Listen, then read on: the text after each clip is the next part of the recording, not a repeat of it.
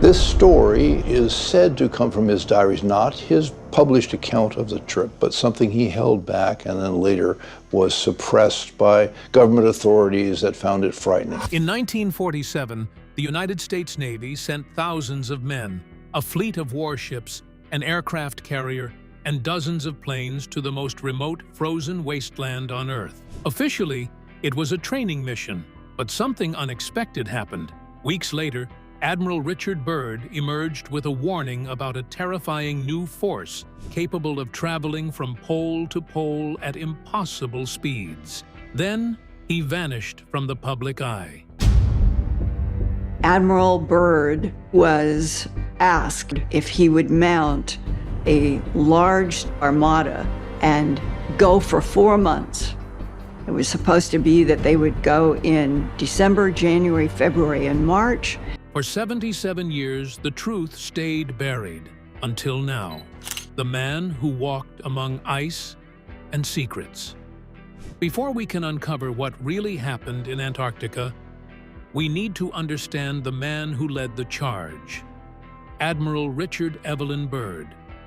Born on October 25, 1888, in Winchester, Virginia, Byrd came from a family that could command attention and influence.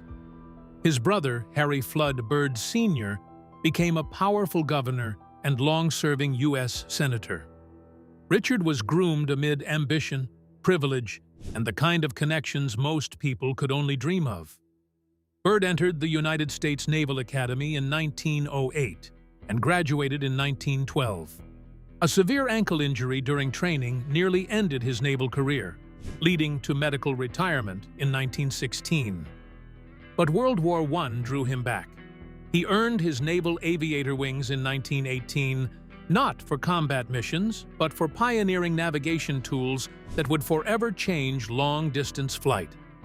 By 1926, Byrd was ready for glory.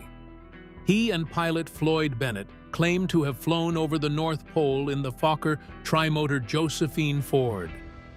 The public celebrated him with ticker-tape parades in New York City and the Medal of Honor. He became an overnight American hero. Yet, a startling truth lies beneath the legend. Decades later, Byrd's original flight diary revealed erased navigational notes, numbers that suggest he likely fell about 150 miles short of the pole. Researchers concluded he may have exaggerated his achievement, falsifying the official report to the National Geographic Society. Why does this matter? Because it shows Byrd was a man who sought fame but could be silenced by something even greater. A man who had seen almost everything the world could offer, yet would one day encounter something so profound, so terrifying, that it left him speechless and forever cautious. And that brings us to Antarctica, a frozen continent far from the reach of ordinary explorers, a place where Byrd would encounter mysteries beyond imagination. His earlier feats were just the prelude. The real story, the one the world wasn't ready for, begins when he sets foot on the ice and discovers secrets buried under miles of frost, secrets that governments would later move heaven and earth to protect. Beneath the ice, what no one was supposed to see. Most people think of Antarctica as a barren wasteland, ice, snow, and penguins, nothing more. That's exactly the image the world is meant to hold. But beneath the surface lies a landscape far stranger and far more dangerous than any human mind could imagine. Covering 5.5 million square miles, larger than the United States and Mexico combined, the continent is a fortress, protected by violent oceans and brutal weather, hiding secrets that no one dared touch. Until Admiral Byrd arrived. Byrd first set foot on the ice in 1928, establishing the base known as Little America on the Ross Ice Shelf. A year later, he became the first person to fly over the South Pole. The flight almost ended in disaster when his overloaded Ford trimotor struggled to clear the Queen Maud Mountains. He had to jettison 250 pounds of emergency supplies at 11,000 feet just to survive. The world celebrated his daring, but what Byrd experienced was far more than heroism. It was a glimpse into the raw, unpredictable power of the polar wilderness. His second expedition from 1933 to 1935 tested him in a different, more terrifying way. Alone in a 9 by 13-foot hut, buried beneath snow and 123 miles from human contact, Byrd faced 2 months of near-certain death. His stove clogged, filling the hut with carbon monoxide. He lost 60 pounds, struggling between freezing or suffocating. When help finally arrived, he was barely able to stand. He would later recount this ordeal in his book Alone, a masterpiece of survival literature. But buried within the pages is a subtler truth. Byrd survived not only the cold, but an encounter with something psychologically overwhelming, something that shifted his understanding of what existed in the frozen South. By 1939, the stakes escalated. Funded directly by President Roosevelt, Byrd's third expedition was a strategic move against Nazi Germany, which had sent the Schwabenland expedition to stake claims in Antarctica. The Germans flew over 350,000 square kilometers, dropping aluminum darts stamped with swastikas and calling it Neuschwabenland, New Swabia. Roosevelt knew that whoever controlled Antarctica would command access to resources that could fuel empires: uranium, coal, minerals buried under miles of ice. What Byrd discovered during these pre-war missions was enough to convince the United States that Antarctica needed more than scientists. It demanded a full-scale military presence, and that decision would set the stage for the largest Antarctic operation in history, one that would shock the world and remain shrouded in secrecy for decades. The frozen continent was no longer a land of exploration. It was a locked vault, and Byrd had just found the key. What lay beyond that ice would soon draw men, machines, and aircraft in a way no one had ever seen before. 4,700 men, 13 ships, and the frozen unknown. Imagine assembling the largest military expedition the world had ever seen, not for war, but for a place that seemed devoid of life. That was Operation High Jump.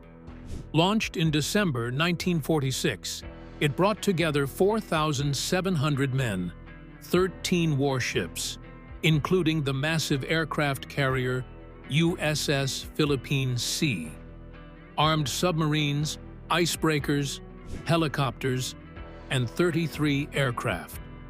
For the first time, helicopters would take to the Antarctic sky. It was officially a training exercise designed to test equipment and cold weather operations, but anyone looking closely could see this was no ordinary mission. The fleet was divided into 5 groups, each with a specific role. The central group sailed aboard the USS Mount Olympus, the flagship.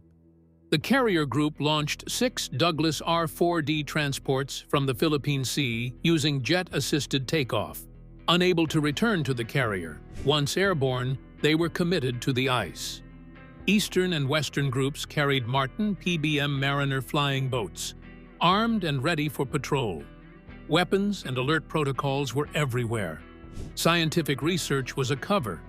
The true mission remained hidden. Intelligence hints give context, yet do not tell the full story. The U.S. feared a Soviet foothold in Antarctica. German U-boats had been active in the Southern Ocean post-war, with U-530 and U-977 surrendering under mysterious circumstances after months of submersion, unable to fully explain their journeys. Byrd and his teams were navigating a continent that could change global power balance overnight, where every misstep could have dire consequences. Aerial reconnaissance captured 70,000 photographs across 1.5 million square miles. Byrd's team discovered 10 previously unknown mountain ranges and the Bunger Oasis, a 300-square-mile ice-free area with freshwater lakes in a land that should have been solid ice. Yet disaster struck. 3 airmen died when their mariner crashed on Thurston Island, and another sailor was crushed by equipment during construction. Then, without warning, the entire operation was called off, weeks ahead of schedule. Chief Robert Johnson, one of the few men who survived the mission, described an atmosphere of tension unlike anything he had ever felt. Not fear, exactly, but an unspoken alertness. Everyone knew something beyond the ice was waiting, something no one was meant to see. The order to retreat came abruptly, and Byrd's words to Johnson lingered for decades. "We saw something we were not supposed to see, and now we cannot go back." Whatever had confronted Byrd and his men, it was enough to halt the largest Antarctic military operation in history.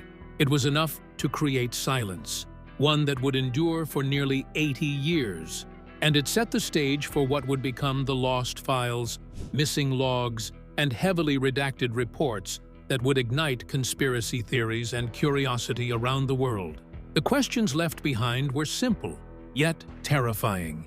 What did Byrd's men witness? Why did the expedition end so abruptly? And what force had the authority to make even the bravest men leave Antarctica in silence?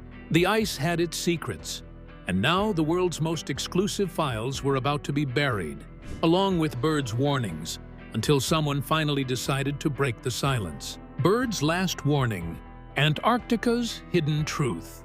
After the abrupt end of Operation High Jump, Admiral Byrd gave one final interview in Chile, published on March 5, 1947, in the newspaper El Mercurio. What he said was startling and still puzzles researchers today. Byrd warned the world about aircraft emerging from polar regions, planes that could cross from pole to pole at unimaginable speeds. His words were chilling, even in their original unaltered form. Conspiracy theorists later twisted the interview, mistranslating aviones, aircraft, into flying objects, igniting decades of UFO speculation. But even the literal translation is unsettling. In 1947, no nation possessed planes capable of such feats. So what was Byrd really talking about?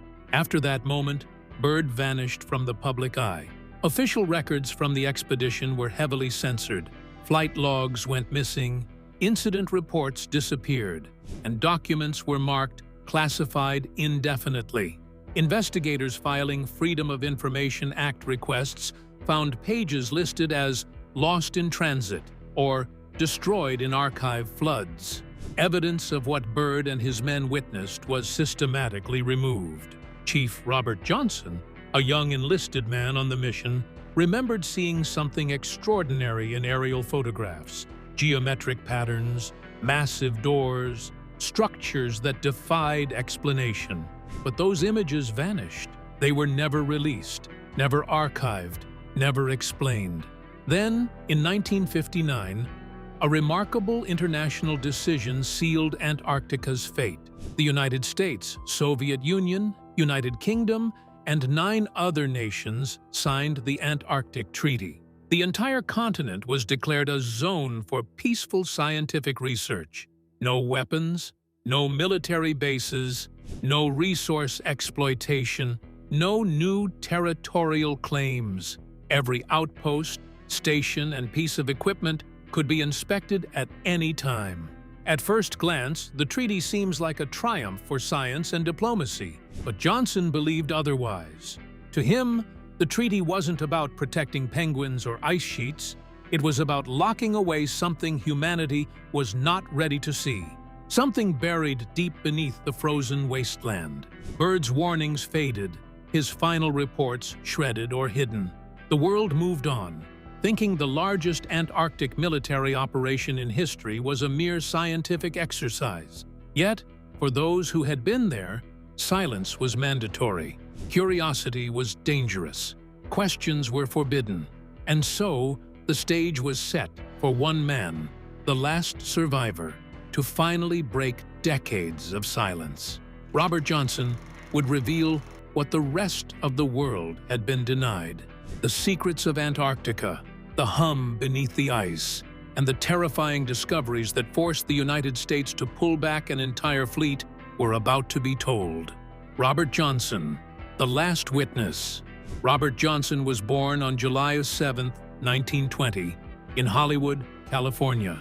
Ordinary in every way, practical, disciplined, and quiet. He was the kind of man chosen for missions where obedience mattered more than glory. At 18, he enlisted in the U.S. Navy, never imagining his path would lead him to the frozen mysteries of Antarctica.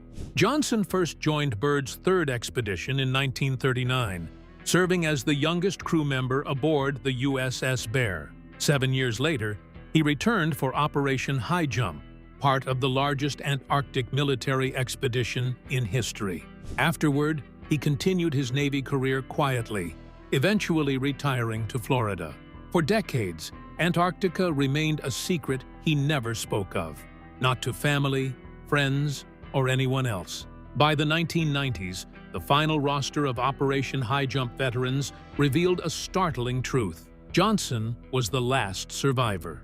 Every other participant, from pilots to officers, was gone.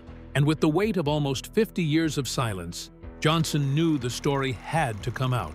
He recalled standing guard over a strange structure in the glacier, witnessing an officer try to photograph it, only for the camera to be confiscated minutes later.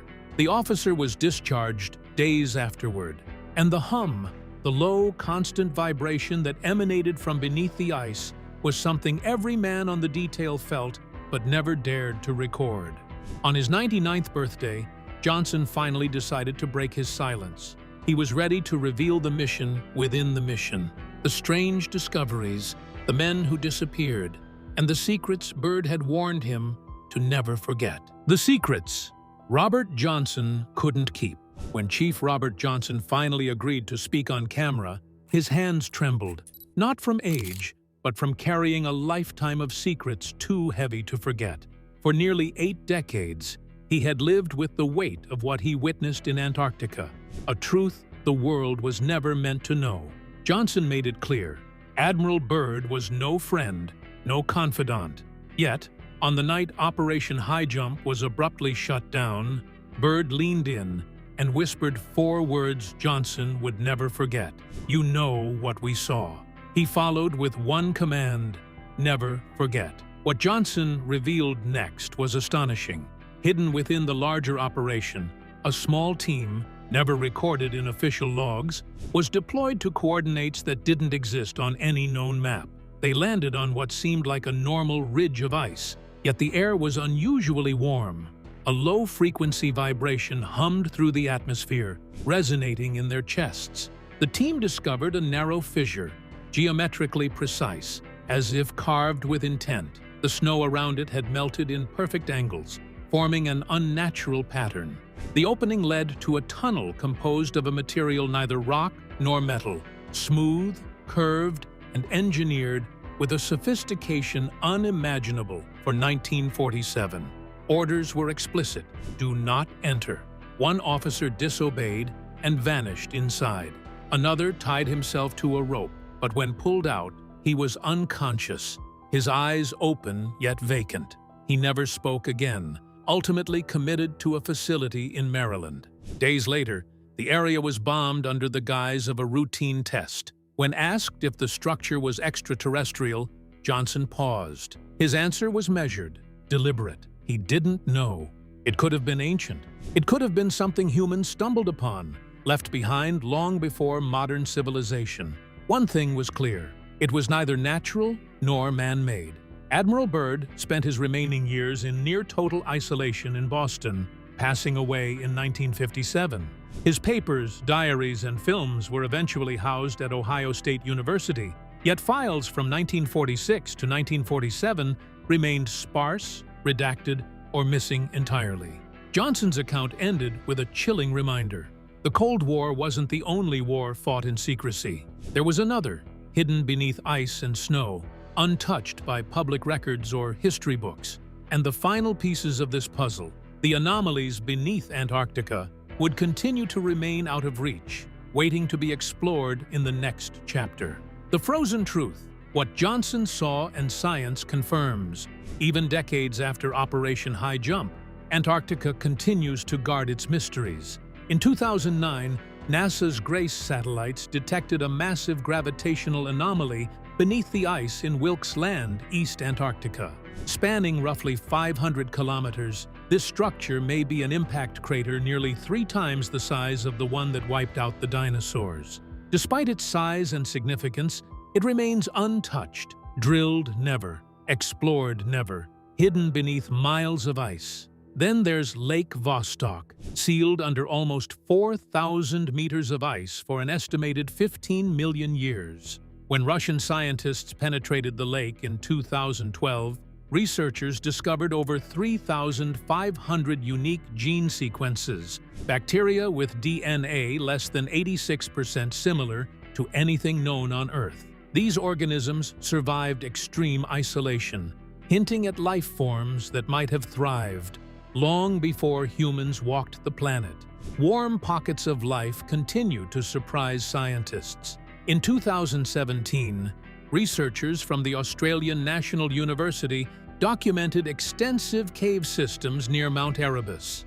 Heated by volcanic steam, temperatures reached 25 degrees Celsius, warm enough for t-shirts in the dead of Antarctica. Soil samples revealed DNA from organisms that could not be fully identified. Could these ecosystems be remnants of something older, something Byrd and his team glimpsed decades earlier? The Antarctic Treaty, signed by 58 nations in 1959, formalized these boundaries of secrecy. No mining, no military installations, no weapons tests, no territorial claims. Protected areas enforce strict access control, and the ban has no expiration. Antarctica is locked forever. Robert Johnson's final reflections echo through these modern discoveries. He reminded the world that the Cold War's battles, spies, bombs, diplomacy, were only a fraction of what was hidden beneath the ice. The true war was silent, invisible, and ongoing, shielding knowledge humanity may never be ready to handle. Look at the evidence today. Massive anomalies, ancient subglacial lakes, unexplained geothermal pockets, and DNA sequences that challenge everything we know about life. Johnson's warnings were not tales of fiction. They were a prelude to what science is now slowly confirming. Antarctica remains the last frontier of secrets, and the continent's frozen surface is only a thin veil over mysteries that have persisted for millions of years. Whatever Byrd and Johnson saw, whatever was deliberately sealed off, the signs are still there, waiting for humanity to discover whether the legends, the humming tunnels, and the unseen forces beneath the ice were the beginning of something far greater, or a warning to leave it untouched. Some stories do not end when the explorers return. Antarctica's legacy is still being written, hidden beneath layers of ice, silence, and decades of secrecy. The secrets of Antarctica are still buried, but the story is out. Don't forget to like, share, and comment. Some mysteries aren't solved, they're just waiting to be uncovered.